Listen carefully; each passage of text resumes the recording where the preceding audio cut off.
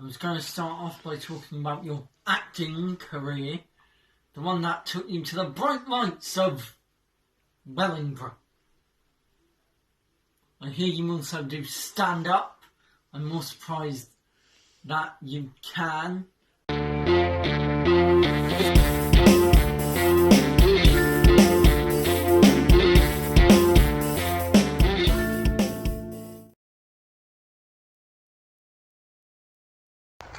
They thought he was dead, or had gone AWOL, but I've just been busy, not been on set.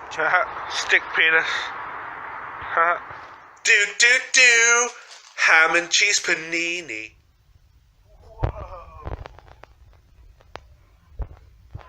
I can see my house from here. Are we gonna go get some spinach for the guinea pigs, Bonnie? No, I will eat those bloody guinea pigs. Language, Bonnie. This fucking bitch sits down in the shitting position, does nothing, and then tries to bury it. What the fuck are you doing, huh?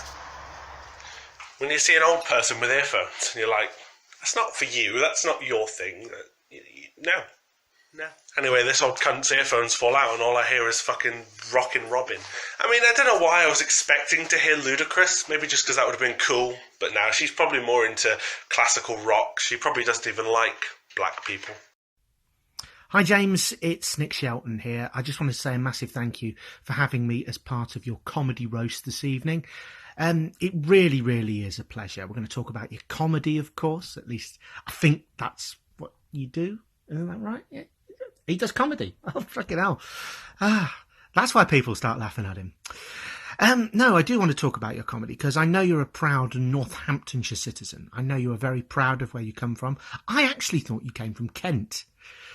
Well, I hear a lot of people use that word when you're around. So that James Hay, what a Kent he is. But no, I do want to talk about your comedy because your comedy is very interesting. I mean, how can you describe James Hay's stand-up, for example? I mean, one of my friends, how did they describe it? The cure for insomnia that I was looking for. A man who does to stand-up comedy what Joe Exotic does for tiger conservation. No, but seriously, if there's a paedophile joke to write, you are sure to write it, and it's sure to be damn well bloody offensive, whether we asked for it or not. Usually not. No, but at least you can have this as one fantastic piece of advice. In the shit joke section and writing, you will always come second.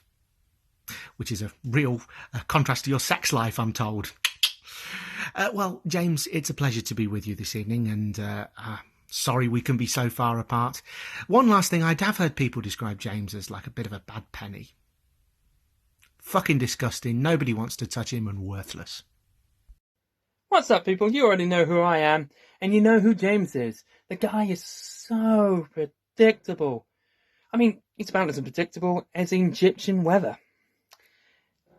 And credit to the guy, he's doing something nice in time of quarantine. Sure, he's getting himself absolutely destroyed, not exactly the smartest thing to do, but credit to him. Absolute credit to him. Sure, I mean, he acts like, everything is fine, but to him, it's not. He's not in a good place. That's because all the betting shops are closed and he has a gambling addiction, so you can imagine how bad that's going. And the guy is a wrestling fan, and his favourite wrestler? The Undertaker. Well, the thing is, that's very appropriate considering that the Undertaker's about as alive as his sex life, which isn't really alive at all. Right. One is one day when you were with Cameron and you were me and John had been shopping or something, and we come back to pick you up, and we went up to Cameron Street, and there was a police car, and you kept on shouting to the top of your voice, "I didn't do it, I done nothing, it wasn't me." You kept on shouting in the police car when you clearly had done something. We know exactly what you'd done. You'd gone into the woods with Cameron, and you had some fake blood, and you were trying to do a show or something, pretending to do a killing or something, and a poor woman looked out of her window, and that's why the police were there. She phoned the police because she thought it was real blood. She thought you were actually killing each other in real life. You're about 14.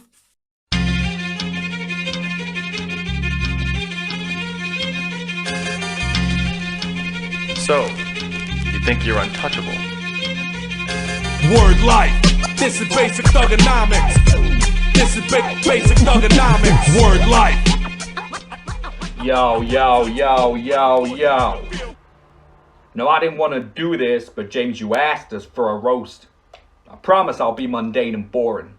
Ain't that the shit you like to post?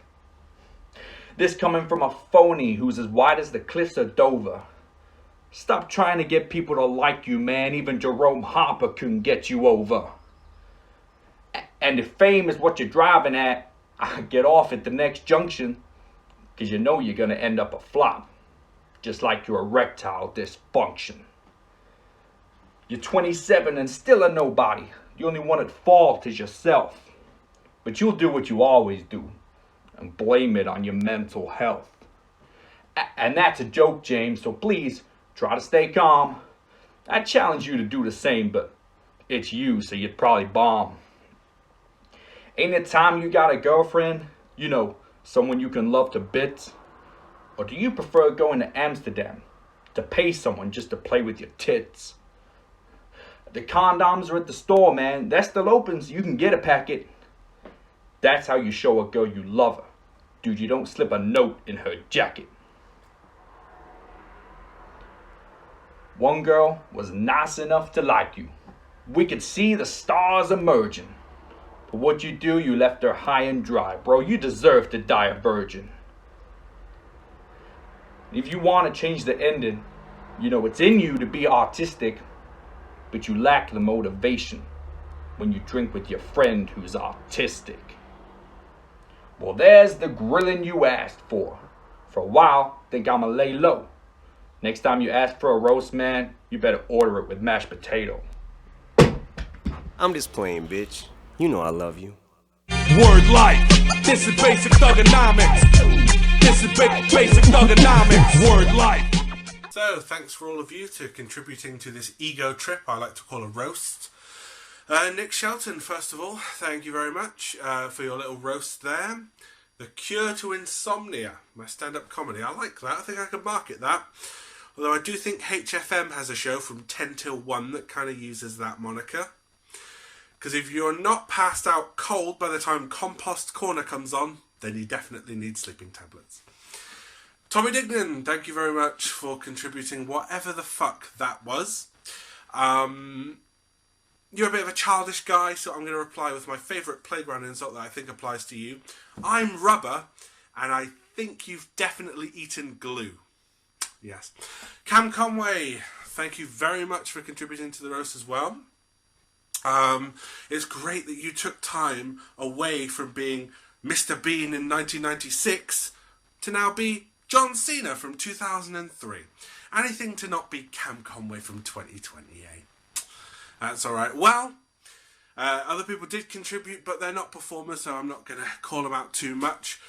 I do want to call out anyone from Second Class Entertainment that would like to have a roast battle with me next week. Any one of you want to accept the challenge? Next week, this time, let's have a battle.